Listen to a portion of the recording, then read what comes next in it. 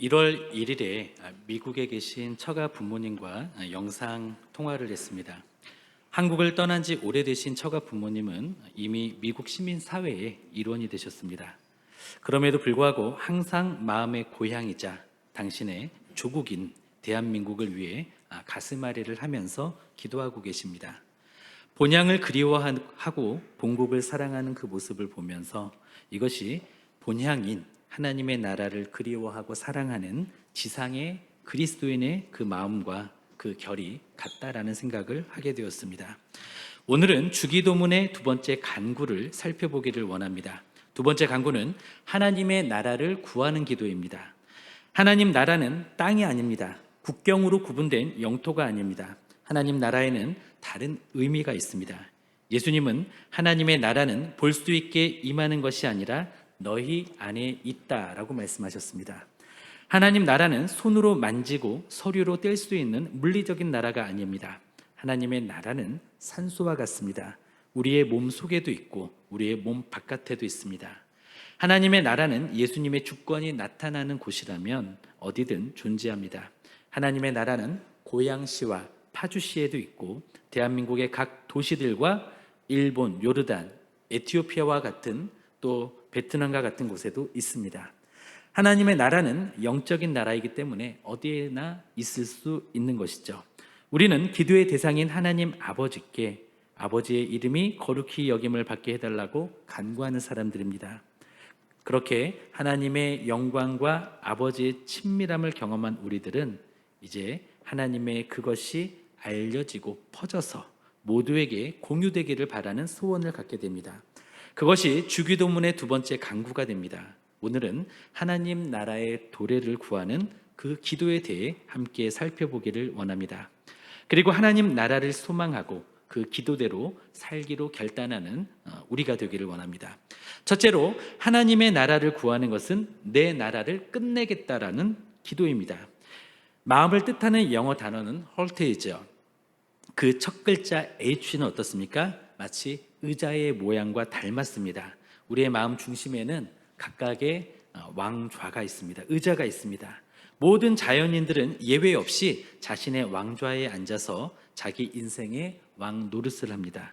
그런데 그리스도인이 된다는 것은 새로운 나라, 곧 하나님의 나라의 입양이 되는 것을 의미하죠. 우리는 대한민국에서 태어나 천국 시민으로 입양된 사람들이고 입양되어야 하는 사람들입니다. 우리가 하나님 나라에 입양될 때 우리는 제일 먼저 자신의 왕좌에서 내려오고 주님께서 그 자리에 앉으시도록 기도합니다. 주님, 제 마음의 의자에 앉아주세요. 그리고 저를 다스려 주세요. 우리가 하나님의 나라를 구한다라는 것은 이렇게 기도하는 것입니다. 하나님, 저는 이제 제 나라를 끝장내겠습니다. 저는 제 왕좌에서 내려오겠습니다. 주님이 제 마음의 왕좌에 앉아주십시오. 저는 그 주님의 발 앞에 무릎을 꿇겠습니다. 그렇습니다. 그리스도인들은 자신의 나라를 포기하고 하나님의 나라를 소망하는 사람들입니다. 자신의 주장을 내려놓고 하나님의 통치를 받아들여 그것에 순종하는 것입니다. 우리는 내 나라가 아닌 하나님의 나라가 임하기를 바라며 기도해야 합니다. 우리는 우리 자신의 계획과 우선순위가 아니라 하나님의 계획과 목적이 하늘과 땅에서 이루어지기를 바라야 합니다. 아버지의 나라가 임하는데 저를 사용해 주소서라고 기도하는 것이 우리의 삶의 모토가 되어야 합니다.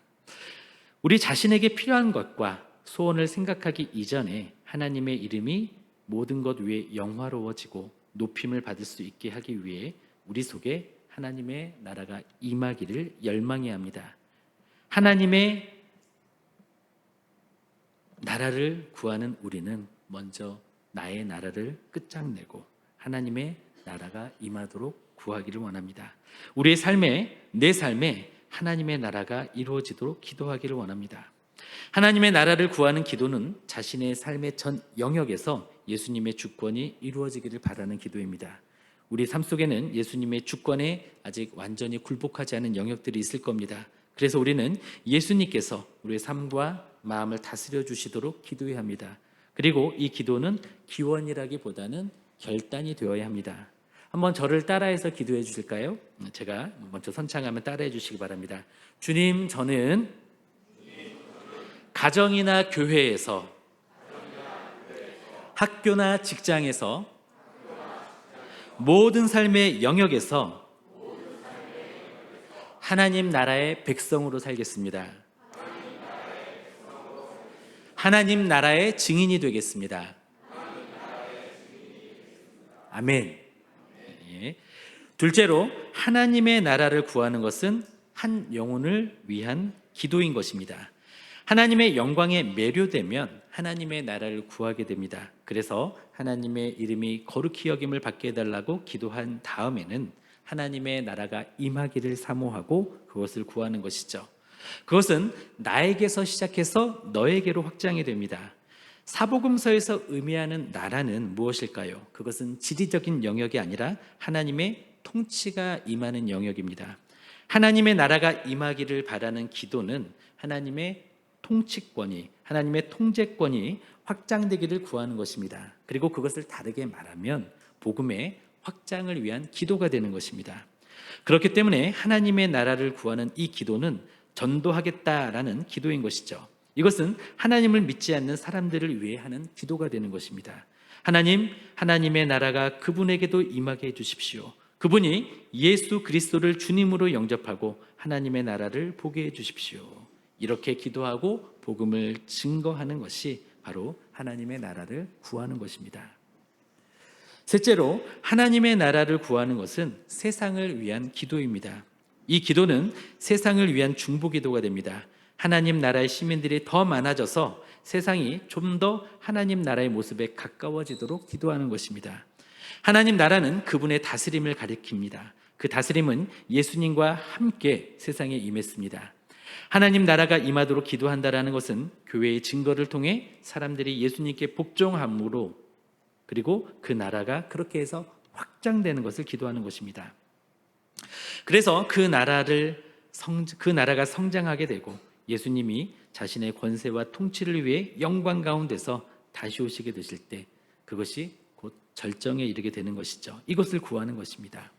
주기도문은 하나님의 이름이 거룩히 여김을 받는 것을 간구하는 것으로 기도가 시작이 됩니다. 그런데 그렇게 간구하다 보면 우리는 하나님의 이름이 거룩히 여김을 받지 못하고 있다라는 현실에 부딪히게 됩니다.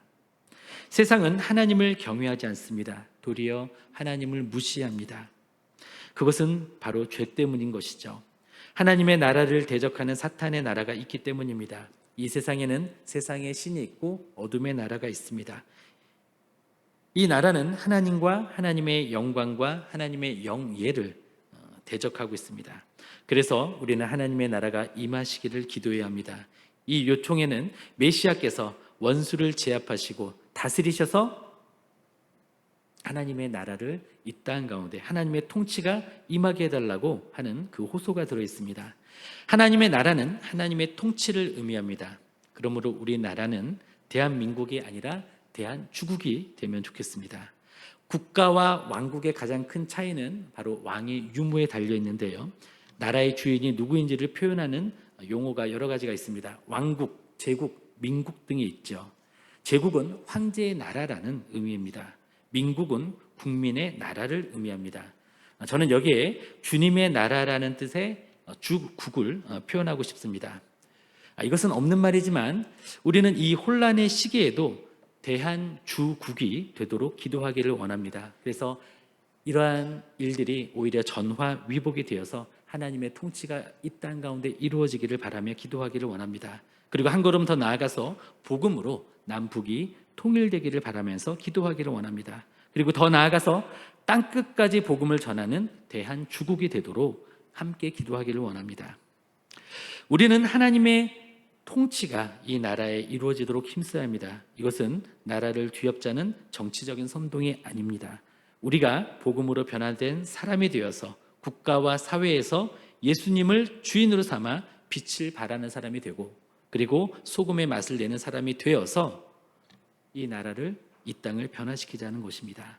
그리고 우리가 복음을 전해서 그 사람도 변화가 되어서 예수님을 주로 모시고 국가와 사회에서 빛과 소금의 역할을 감당할 수 있도록 돕자라는 것입니다. 그렇게 참 그리스도인들이 많아지면 우리는 대한민국에서 대한주국의 백성으로 살 수 있게 될 것입니다. 하나님의 나라는 이미 임했습니다. 하나님의 나라는 주님께 복종하는 모든 마음과 삶 안에 있습니다. 하나님의 나라는 참된 그리스도인들의 마음속에 있고 나와 너의 마음속에 있습니다. 그리고 교회에 나타나 있습니다. 우리는 하나님의 나라가 모든 사람들의 마음속에 임할 수 있도록 큰 뜻과 의욕을 품어야 합니다. 이 나라가 우리들의 마음속에서 확장되어야 하겠다라는 소원을 가져야 합니다. 하나님의 나라가 이웃에게 각 사회와 국가로 확장되어야 되겠다라는 것을 우리의 소망으로 삼고 우리는 열망을 가지고 이것을 실천해야 되겠습니다. 그리고 기도해야 되겠습니다. 넷째로 하나님의 나라를 구하는 것은 예배를 소망하는 기도입니다. 이 기도는 예수 그리스도의 재림을 기다리고 새 하늘과 새 땅을 소망하고 있는 기도입니다. 이 기도는 예수님의 재림을 통해 하나님의 나라가 완성되기를 바라는 기도입니다. 주 예수여 어서 오시옵소서. 이 기도와 같은 맥락을 가지고 있습니다. 예수님이 재림하시면 심판이 완성되고 구원이 완성되기 때문이죠. 우리는 오늘도 하나님의 나라가 세계 모든 곳에 임하기를 기도합니다. 그러려면 세계 모든 곳에 복음이 들어가야 합니다. 그러므로 이것은 포괄적인 선교 기도라고 우리는 결론 지을 수 있습니다. 이것은 세계 복음화가 달성되기를 바라는 기도가 됩니다. 세계 복음화가 마무리되는 그날 예수님이 재림하셔서 하나님의 나라가 완성되기 때문이죠.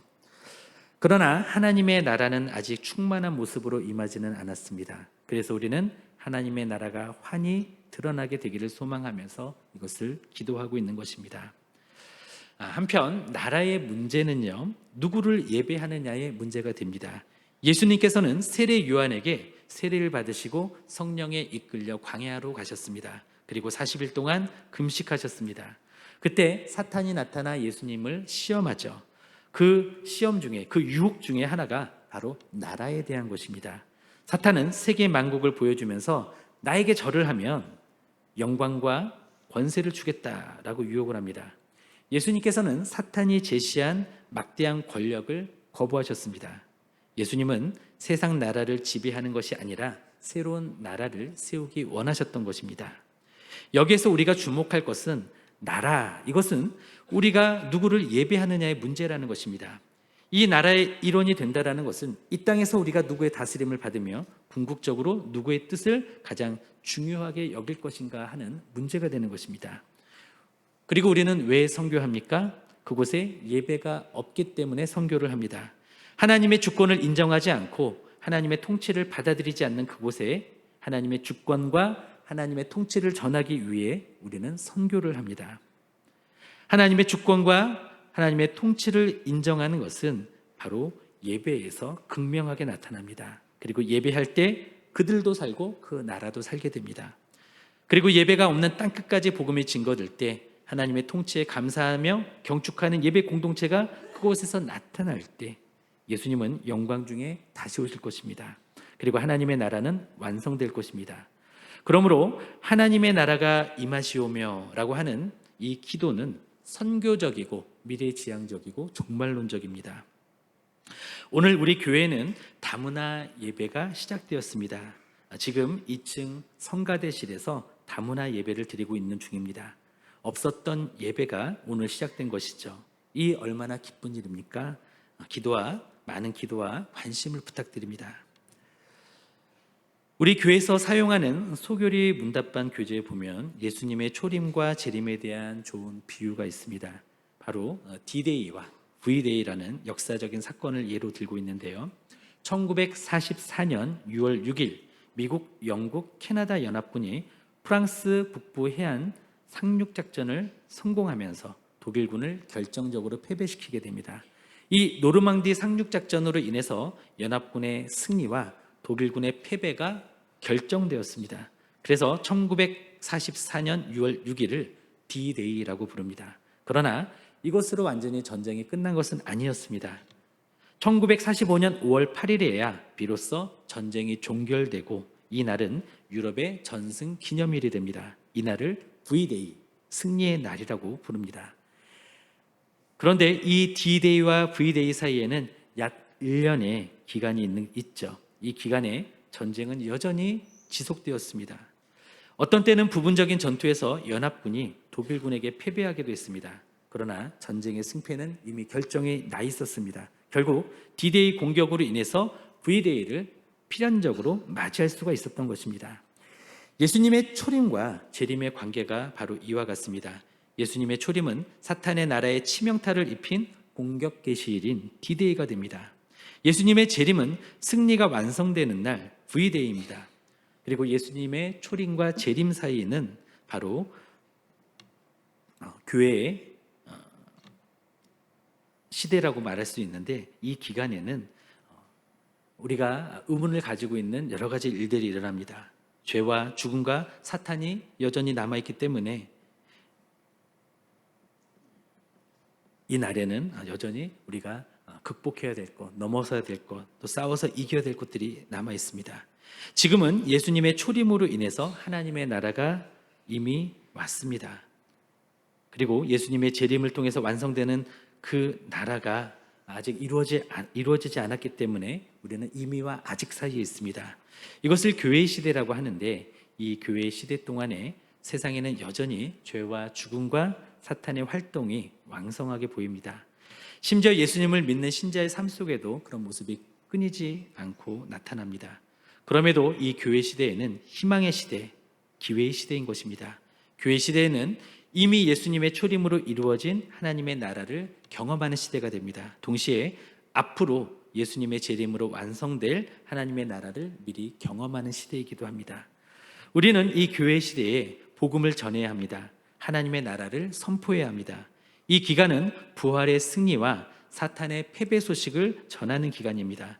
동시에 예수님의 재림으로 죄와 죽음과 사탄의 종노릇에서 완전히 해방된다는 그 소망의 소식을 전 세계에 전하는 시대입니다. 우리는 이 시대에 하나님의 나라가 임하기를 기도하고 전하는 것을 평생의 소원으로 삼기를 원합니다. 바라기에 우리는 나에게 임한 하나님의 나라를 너에게로 확장하여 그 영혼도 구원에 이르게 하기를 원합니다. 더 나아가서 그들에게도 확장하여 국가와 사회에도 하나님의 주권을 나타내는, 우리가 그것을 이루기 위한 통로가 되기를 원합니다. 그리고 예배가 없는 땅끝에도 예배를 전하여 다시 오실 주님의 길을 예비하는 우리 모두가 되시기를 예수님의 이름으로 축원드립니다. 기도하시겠습니다.